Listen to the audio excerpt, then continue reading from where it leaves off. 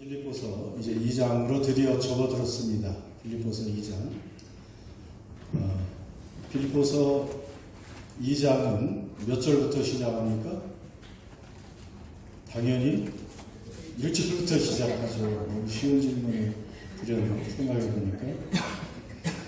빌립보서를 아마 저도 수십 번, 최소한 6, 70번을 읽지 않았을까. 성경 통독을 이렇게 했으니까. 빌립보서 2장을 읽어 나갈 때마다 이번에도 또 빌립보서를 설교를 해야 되니까 읽었죠. 근데 도대체 1절을 그냥 무심히 읽어가면 무슨 말인지 이해가 가질 않았습니다. 그러니까 제가 아마 성경을 수십 번을 읽을 때도 이 1절은 그냥 아마 넘어갔을 거예요. 1절이 어떤 말씀인데 한번 같이 읽어볼까요? 그러므로 그리스도 안에 무슨 권면이나 사랑에 무슨 위로나 성령의 무슨 교제나 긍휼이나 자비가 있거든. 아니 1절만. 자, 이렇게 읽어보면 여러분 머리에 뭐가 쏙 들어옵니까? 거기 뭐 모르는 단어가 있습니까? 모르는 단어는 없는데 읽긴 읽었는데 성경을 좀 읽으면 이게 다 머리에 좀 와닿고 가슴으로 느껴지고 이렇게 돼야 되는데 저도 이것을 읽으면 어려운 말은 없는데 이게 한글인지 아랍어인지 뭐 읽어도 이해가 안 가는 그런 경우가 참 많이 있어요. 그냥 그래서 뒤로 넘어가죠. 좋은 말이겠지. 뭐 하나님께서 이런 거 주셨다는 거겠지. 그러고 그냥 넘어가죠. 자, 그런데 1절, 그래서 1절을 상세히 읽고 또 여러 역본을 비교해서 읽고 그러다 보니 이제 의미가 이렇게 이제 들어오는 것입니다. 저도 그래서 또 1절을 수십 번을 읽었습니다. 여러분은 1절을 한 번에 오늘 깨달을 수 있기를 바랍니다. 그래서 1절 빌립보서 읽을 때마다 이게 이런 뜻이구나 하는 것을 알고 읽어야지. 모르고 읽으면 100번을 읽어도 소용이 없는 거예요. 알면서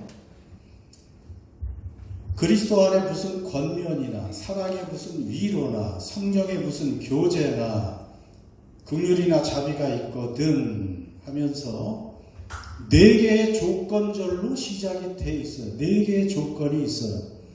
그 영어 성경으로 보면 그 1절을 그 다음 보면 4개의 조건절로 정확히 나와 있습니다. if you, if any 이러면서 4개의 조건절로 만일 무엇이 있다면 그러니까 그리스도 안에 권면이 있다면 사랑의 어떤 위로가 있다면 성령의 어떤 교제가 있다면 그리고 마지막 4번째 긍휼이나 자비가 있다면 그래도 무슨 말인지 모르겠죠. 그래서 이 말씀을 풀었으면 그 다음 보면 그런 말입니다. 그러므로 여러분이 그리스도를 믿음으로 어떤 격려를 받았거나 그분의 사랑으로 어떤 위로를 받았거나 성령님과의 교제함이 있거나 여러분에게 긍휼과 자비가 있다면 사실 이렇게 번역되면 좀 이해가 가죠. 1절은 이런 것입니다. 여러분이 그리스도를 믿을 때 무엇을 받아요?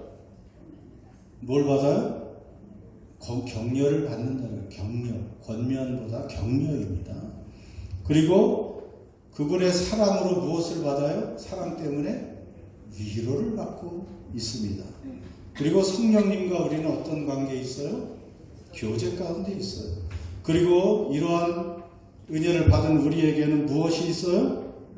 긍휼과 자비가 있게 된다는 것입니다. 이런 말인데 사실은 좀 복잡하게 써 있습니다. 그렇기 때문에 이것은 조건절이 아니고요. 사실은 이런 것이 있으니 이렇게 번역해야 또 마지막에 맞는 거예요. 이런 것이 있다면이 아니고 그래서 다시 그걸 그대로 읽으면 여러분이 그리스도를 믿음으로 여러분은 격려를 받고 있다는 말이에요. 여러분이 하나님의 사랑으로 위로를 받고 있다는 말입니다. 우리는 지금 성령님과 교통하고 있는 사람이라는 것입니다. 우리에게는 긍휼과 자비가 있는 사람이라는 말입니다. 여러분 믿습니까? 오늘 말씀은 그래서 중요한 4개 중에 한 가지 1절에 여러분이 그리스도 안에 거함으로 어떤 격려를 받고 있습니까? 하는 말로 시작하는 것이에요. 1절은. 여러분 우리 모두에게 격려가 필요합니다. 격려가 뭡니까? 격려. 여러분 누군가 격려해 주죠? 인커리지먼트라고 하는 격려.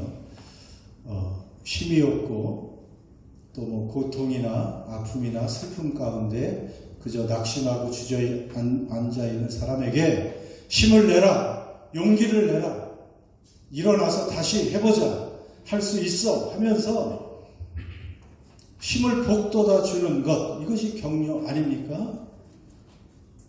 이 격려를 우리는 누구 안에서 받고 있다는 것이에요? 예수님 안에서 격려를 받고 있다는 것입니다. 이 성경은 늘 앞뒤 문맥이 중요합니다. 왜 우리 빌립보 교회에 너희가 예수 안에서 지금 격려받고 있다 이런 말을 하고 있습니까? 빌립보서 1장 29절 30절 보면 1절의 마지막 절이 이런 말씀이 있었잖아요. 그리스도를 위하여 너에게 은혜를 주신 것은 다만 그를 믿을 뿐 아니라 또한 그를 위하여 고난도 받게 하려 하심이라. 너희에게도 그와 같은 싸움이 있으니 너희가 내 안에서 본 바요 이제도 내 안에 듣는 바니라. 예수님을 믿게 된 빌립보 교회 성도들에게 바울은 알려주고 있습니다. 당신들이 예수를 믿기 때문에 그 믿음으로 많은 은혜와 구원을 받았지만 동시에 무엇도 받아야 된다고요? 고난도 받을 수밖에 없다는 거예요. 예수를 똑바로 이 세상에서 믿는다면 고난도 받게 되는데 바울이 지금 어디서 지금 편지를 쓰고 있어요? 감옥에서 스스로 바울도 고난을 받으며 복음을 위해서 복음을 전하다 고난을 받고 있고 빌립보 그 로마의 식민지 콜로니였던 그 빌립보 성도들도 거기서 예수를 믿기 시작하니까 주변 로마 시민권자들에게 온갖 박해를 받을 수밖에 없는 그런 상황입니다. 그러니 스트레스 받죠. 힘들죠. 예수 믿는 것 때문에 사회에서 많은 박해를 받고 스트레스를 받고 위협을 받고 있습니다. 그러니까 바울은 격려로 시작을 하는 거예요.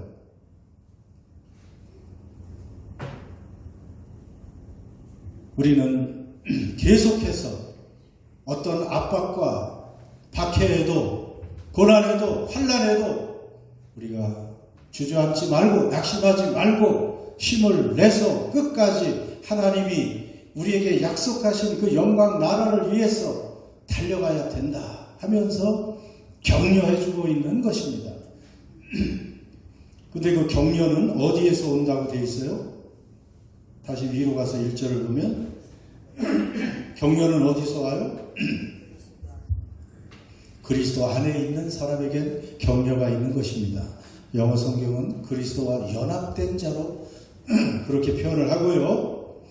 그리스도 안에 있는 사람. 여러분 다 그리스도인입니까? 그리스도인은 그리스도 안에 있는 사람들이라고 했습니다. 그 예수님 안에 있으면 격려를 받습니다. 여러분 지금 어디에 있어요? 여기가 어디입니까? 우리가 있는 곳은? 여기 어디예요? 넷플센터 안에 있죠. 이 건물 안에 있으니까 지금 떼약볕이 내리쬐고 있는데도 우리는 눈부시지도 않고 뜨겁지도 않고 비가 오면 비를 맞지 않을 것이고 추위가 와도 더위가 와도 우리는 이 건물 안에 있으면 이 건물의 보호를 받게 되죠. 그런 것처럼 우리는 어디 안에 있는 사람이라고요? 누구 안에? 예수 그리스도 안에 있는 그 크신 하나님 예수 그리스도 안에 있는 사람이 그리스도인들입니다. 여러분이 예수 안에 있음을 믿습니까? 이 넷플센터 또 우리 집에 가면 집 안에 있고 그렇지만 예수님 안에 언제나 우리는 사방으로 보호받으며 그분 안에서 살고 있다는 말입니다. 이렇게 세상의 보호들, 건물들은 시간이 가면 낡고 또 여러 문제가 생겨서 또 리노베이션 해야 되지만 예수님 안에 있으면 그 예수님은 그 권능도 지혜도 사랑도 능력도 그 부요함도 고갈함이 없습니다. 영원토록 동일하십니다. 그 예수 안에서 우리는 보호받고 사랑받으니 또 무엇을 받는다고 오늘 예수 안에서? 그래서 우리는 격려를 받는 사람들입니다. 낙심할 수 없습니다. 주저앉고 포기할 수 없는 사람들입니다. 어떤 어려움과 박해가 와도 우리는 그 격려를 받고 나갈 수 있는 것입니다. 놀랍게도 격려의 원어가 파라클레시스입니다. 격려이 헬라어로 보면 파라클레시스. 근데 파라클레시스 하면 누가 생각나죠? 좀 생각이 나면 좋겠는데 성령님의 별명이 뭐죠? 성령님의 별명 세자, 한글로 우리나라 말로 성령님을 뭐라고 불러요? 보혜사. 보혜사는 무엇을 번역한 거냐면 파라클레토스를 번역한 것입니다. 그러니까 성령님도 이렇게 격려자, 위로자 이렇게 우리가 보면 되죠. 옆에서 격려하고 도와주시는 분 성령님 파라클레토스. 여기서 격려라는 단어 파라클레시스도 나왔습니다.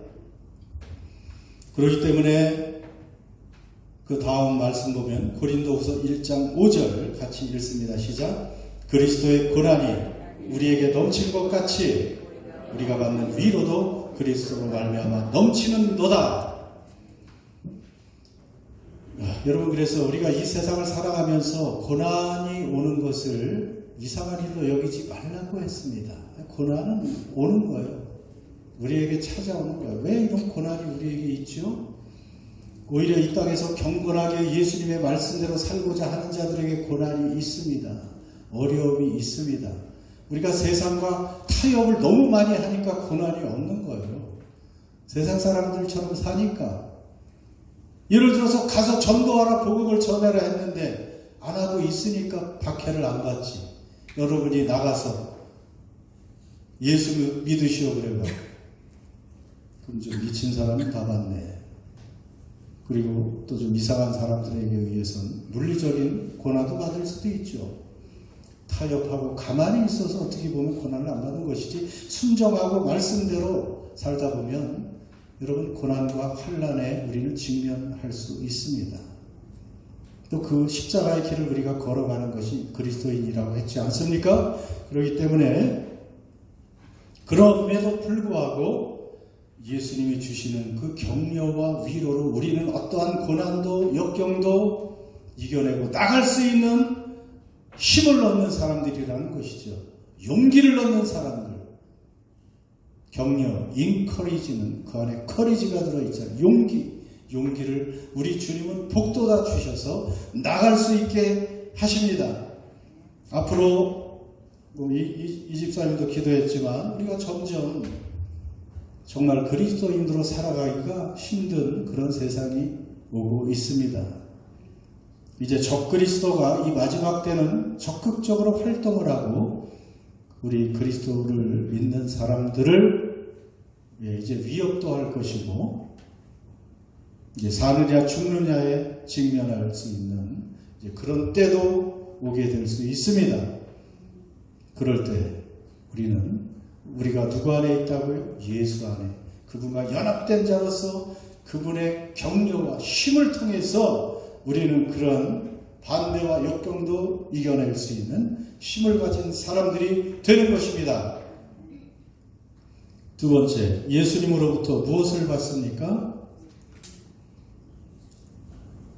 1절, 그리스도 안에 무슨 권면이나 또 사랑의 무슨 위로나. 사랑의 무슨 위로나. 여러분, 이 말은 사랑을 받고 있는 무리들은 또 무엇을 받고 있는 거라고요? 위로를 받고 있는 것입니다.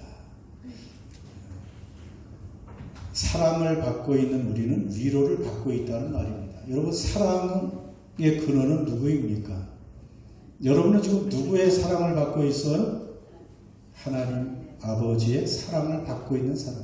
그리스도인은 예외 없이 알거나 모르거나 믿거나 말거나 하나님의 사랑을 받고 있는 사람들입니다. 하나님의 사랑, 그 다음 말씀 보세요. 로마서 5장 5절 큰 소리로 공동합니다. 우리에게 주신 성령으로 말미암아 하나님의 사랑이 우리 마음에 부음받음이니, 하나님의 사랑이 쏟아 부어진 사람이 바로 우리들입니다. 그 하나님의 사랑을 받고 있음을 알고 있는 사람은 하나님의 사랑으로부터 무엇을 받아요? 구체적으로 위로를 받는다는 거예요. 위로를 받고 산다는 것. 이 격려와 위로가 비슷한 것 같아요. 격려. 근데 격려와 위로는 조금 다르긴 하죠. 위로는 또 우리가 힘이 빠지고 또 슬픈 일을 당했을 때 누군가 곁에 와서 기댈 어깨가 되어주고 따뜻한 말로 이렇게 마음을 진정시켜주는 그런 것이 위로라고 말할 수가 있겠죠. 그런데 사람의 위로는 한계가 있죠. 뭐 옆에서 어떤 말을 해야 위로가 되겠습니까? 특히 사랑하는 가족의 일원을 잃었다고 생각해 보세요. 누군가 사랑하는 사람이 먼저 하나님 곁으로 갔다. 세상을 떠났다. 그럴 때 어떻게 사람의 말로 위로할 수 있고 위로받을 수 있습니까? 그러나 하나님의 사랑은 위로가 되는 거예요. 하나님은 말로만이 아니고 영원한 생명을 주시는 분이기 때문에 위로받을 수 있는 것이죠. 여러분, 하나님의 사랑받고 있음을 통해서 우리는 낙심한 상황에서도 위로받고 일어날 수가 있는 용기를 또 얻게 되는 것입니다. 여러분, 하나님은 우리를 사랑하시되 그 사랑은 어떤 사랑이라고 그랬어요? 조건 없는 아가페 사랑입니다. 우리가 죄인이었을 때, 우리가 연약할 때, 우리가 못됐는데도, 우리가 여전히 형편없는데도, 우리가 또 여러 가지 허물과 죄를 범해도 하나님 앞에 회개하고 돌아오기만 하면 하나님은 얼마든지 용서해 주시고 다 받아주시는 그 하나님, 모든 사람이 우리를 떠나도 하나님은 우리를 떠나지 않는 그 사랑으로 우리를 사랑해 주시는, 여러분, 그런 하나님이십니다. 여러분 옆에 위로자가 있습니까? 참된 위로자가 있습니까? 누군가 좀 내게 다가와서 따뜻한 말을 좀 해줬으면, 누군가 내 마음 다 알아주고 나의 실수도 다 용납해주고 이해해주고 끊임없이 사랑하며 위로해줄 수 있는 사람이 옆에 있다면 좋겠어요? 안 좋겠어요? 그런 사람이 있습니다. 그분은 바로 사랑의 하나님이시라는 사실입니다. 믿습니까?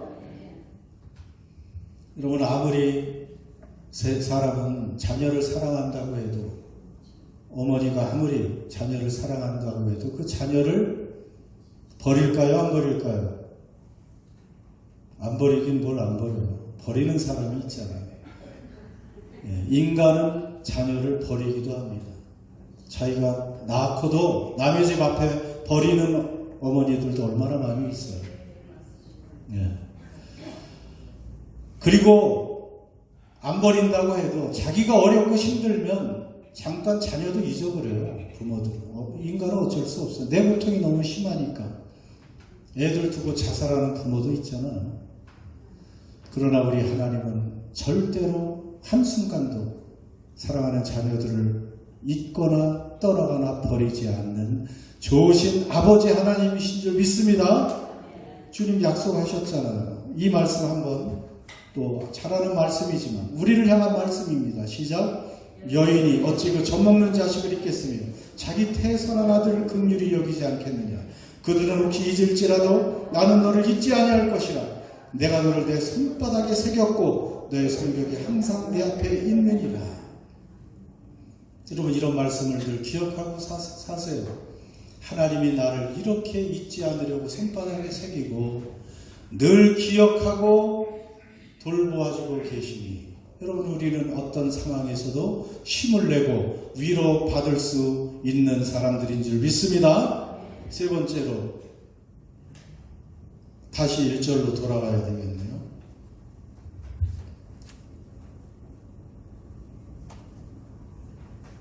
그리스도인이라면 성령의 무슨 교제가 있거든이 아니고 성령과 교제하는 사람들이라는 말씀입니다. 여러분은 지금 성령 하나님과 교제하고 있는 사람이 그리스도인입니다.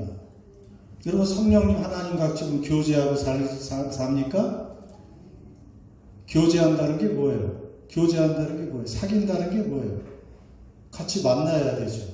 같이 시간을 보내야죠. 같이 대화도 하죠. 같이 밥도 먹고 선물도 주고받고 그런 게 교제 아닙니까? 여러분, 성령 하나님과 이런 교제를 나누는 대상들이 그리스도인이에요. 난 성령님도 잘 몰라. 그냥 뭐 예배 드리고 예수님 믿습니다 하면 되지. 그게 아니고 성령 하나님과 교제하고 소통하고 사는 사람이 그리스도인입니다.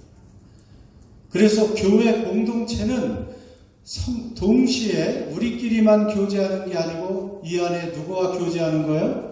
함께 사시는 성령 하나님과 교제하는 사람들입니다. 그래서 늘 요 앞에 있는 분들을 예로 들어서 뒤로 자꾸 가시려고 하는데 그 앞에 있는 분들 말고 저 뒤로 네, 맨 뒤에 한현미 권사님과 우리 김 권사님이 김영훈 권사님이 앉아 계시네요. 두 분이 교제를 나눠요. 한 권사님, 김 권사님이. 그리고 서로 대화를 하고 전화도 하고 잘 만나기도 하시고. 그런데 두 분만 만난 거예요. 그 안에 누가 계신 거예요? 성령 하나님이 함께 계신 거예요. 그걸 잊어버리면 안 돼요. 성령 하나님이 함께 계셔서 성령님을 통해서 한 번 걸러서 말도 하고 한 번 걸러서 내 마음도 표현하고. 여러분이 성령 하나님과 더불어 우리는 교제하는 공동체가 바로 교회입니다. 그런데 교회 안에서도 서로 말도 안 하면 되겠어요? 안 되겠어요? 그냥 난 이제 마음에 안 드니까 아예 섞지도 않을래. 말 안 하면 그만이지. 여러분, 그럴 수 있는 게 아니에요. 교회 안에서는 서로 사귐의 공동체예요. 언어가 얼마나 중요해요. 그래서 좋은 말, 그런 기도를 하잖아요. 우리가 말로 너무 실수가 많으니까 내 입에 파수꾼을 세워주십시오. 그렇게 시편 기자가 기도하잖아요. 말로 실수하고 이 말이 너무 중요한데 말로 상처를 주고 말로 막 죽이기도 살리기도 한다고 하는데 파수꾼을 세워주십시오. 여러분, 그러면 성령님과 교제하고 있다는 것을 알면 성령님이 파수꾼의 역할을 또 해주시는 것이죠. 그래서 좋은 말, 덕을 세우는 말, 위로의 말, 격려의 말, 사랑의 말, 이런 말을 하게 도와주시는 그 성령 하나님 안에서 교제하는 공동체. 성령, 그러면 우리에게 파워, 권능을 주시는 분이 누구라 그랬어요? 성령 하나님. 성령이 임하시면 너희가 권능을 받고 그리스도인답게 증인으로 살게 하시는 성령님. 그리고 성령님은 또 어디로 우리를 인도하세요? 진리 가운데로 인도하시잖아요. 성령님이 충만하면 그냥 뭐 바라바라바라 하고 방언만 하고 여러 가지 은사를 받는 것도 있지만 제일 중요한 건 진리 가운데로, 바른 길로, 하나님의 뜻 가운데로 우리를 인도하시는 그 성령님. 이 성령 안에서 그리스도인은 교제하는 사람들인 줄 믿습니다. 그리고 1절 마지막에 성령 안에 그리스도인이라면 무슨 긍휼이나 자비가 있거든. 여러분, 긍휼과 자비도 우리 안에 있는 사람입니다. 긍휼과 자비. 둘 다, 이 원어를 보면 둘 다 이 내장에서 올라오는, 이 속 깊은 곳에서 올라오는 이제 그런 단어를 의미해요. 이 자비나 긍휼 둘 다. 그러니까 예수님이 이런 자비와 긍휼이 있다고 그러잖아요. 이 동정심. 그 말은 그냥 보고 좀 불쌍해, 좀 안 됐다가 아니고, 그런 것을 보면 주님은 그 안에서 창자가 막 끊어지는, 장기가 부서지는 그런 아픔, 통렬한 아픔을 느끼면서 불쌍히 여기는, 그게 바로 자비와 긍휼. 이 단어가 다 그런 것입니다. 그러면 교회 안에 이런 자비와 긍휼, 그리스도인은 이런 마음을 가지고 또 서로를 바라볼 수 있어야 된다는 것입니다. 여러분, 가족 공동체가 아니면 사실 자비와 긍휼을 이런 마음을 갖기가 쉽지 않아요. 그렇지 않아요? 여러분의 자식이나 형제가 아프고 큰 고통 가운데 있으면 그게 느껴지잖아요. 근데 교회 안에서도 어떤 성도가 그런 고통과 아픔에 있으면 똑같은 고통과 아픔을 느낄 수 있어야 되는 거예요. 그게 가족이죠. 근데 그 사람은 또 그 사람이고, 내 가족만 괜찮으면 되지. 이것은 참된 믿음 안에, 그리스도 안에 한 가족이 되지 않은 것입니다. 하나님의 가족 안에 들어온 것이 아니라고 말할 수가 있습니다. 깊은 애정을 가지고 우리가 함께 고통을 나누고 함께 또 기쁨도 나누는 그런 공동체가 교회라는 것을 오늘 1절에서 사실은 이렇게 4번이나 강조하면서 알려주는 것이에요. 그런데 여러분, 눈치채셨습니까? 이런 걸 눈치채려면 엄청난 성경의 통찰력이 있어야 되는데, 여러분, 교회에서, 왜 모든 교회에서 대예배, 모든 예배 마지막에 하는 게 뭐예요? 마지막 순서가 뭐로 마쳐요? 축도로 마치죠. 거기에는 축도는 뭐가 세 가지 복이 뭘 빕니까? 첫째, 예수 그리스도의 은혜와 하나님의 사랑과 성령님의 교통하심이 여러분에게 영원히 함께 하시기를. 성부, 성자, 성령. 사도 바울이 고린도후서 마지막 부분의 13장 10절에 이렇게 축복한 축복 기도를 한 것이 너무 좋아서 모든 교회에서 마지막에는 이 축도를 드리는 거예요. 그러니까 이 축도하기 전에 급하다고 도망가면 축복을 받지 못하는 거예요. 그래서 예배를 안 드리다가도 축도 시간에는 옛날엔 다 있어요. 다 왔습니다. 딴짓 하다가도. 근데 여기 보세요. 자, 격려는 누구로부터 온다고? 예수 그리스도 안에서 격려를 받고, 그러니까 예수 그리스도의 은혜 속에 격려를 받고, 그 다음에 사랑의 위로. 사랑은 누구로부터 온다고요? 하나님 아버지. 하나님 아버지의 그 영원하신 사랑으로부터 사랑받는 우리는 위로를 받는 것이고, 성령님은 교제, 교통, 사귐. 성부, 성자, 성령 하나님 여기 다 들어있는 거예요. 1절이 너무 중요해서 제가 오늘 4절까지만 끄는 것입니다. 그래서 오늘 이 말씀이라는 것은 삼위 하나님의 복이 다 나열된 것이에요. 자, 그렇다면 예수님을 통한 은혜로 격려를 우리는 받고 있습니다. 하나님의 사랑으로부터 오는 위로받고 있습니다. 성령의 교통하심으로 파워와 진리 가운데서 이 사랑을 누리고 있습니다. 그렇다면 2절로 가야 된다는 것입니다. 2절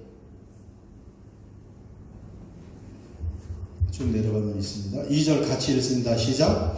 마음을 같이하여 같은 사랑을 가지고 뜻을 합하며 한 마음을 품어, 그 다음에 나의 기쁨이 넘치게 해라 한 말은 사실 2절에 달려있는데 우리 성경은 저 끝으로 4절에 가 있기 때문에 그 앞부분만.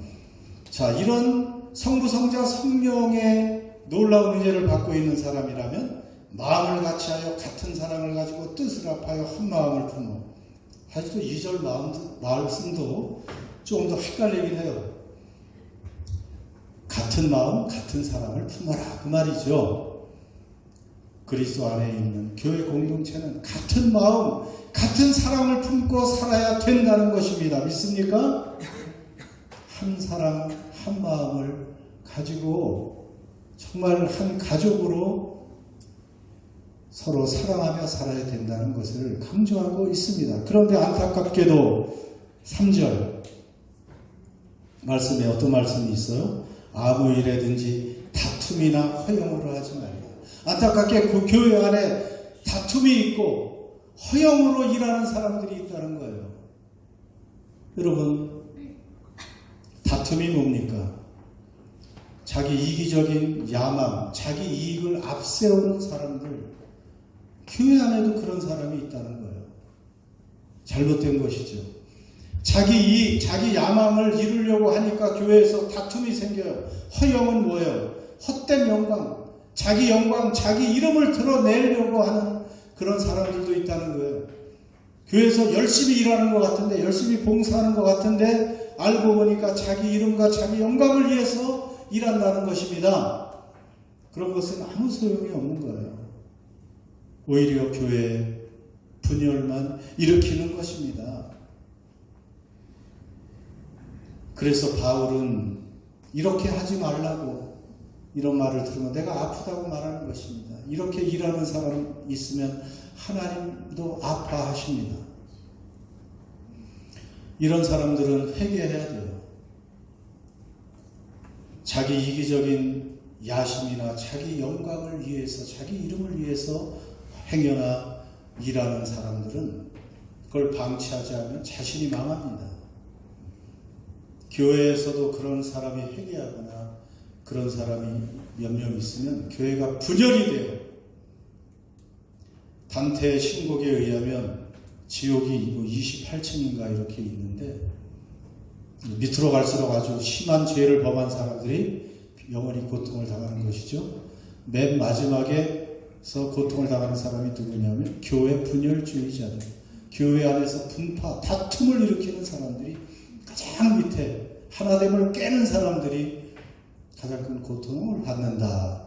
물론 이제 지옥은 아직 우리가 누구도 모르지만 단테의 그 천재의 상상력을 발휘해서 그런 썼는데 그것이 아마 맞을 수도 있어요.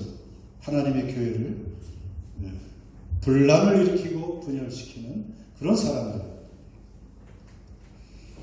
여러분, 그래서 마지막으로 3절에서 4절, 하반 4절까지 같이 읽고 마칩니다. 시작. 오직 겸손한 마음으로 각각 자기보다 남을 낮게 여기고 각각 자기 일을 돌볼 뿐더러 또한 각각 다른 사람의 일을 돌보아 나의 기쁨을 충만하게 하라. 아멘.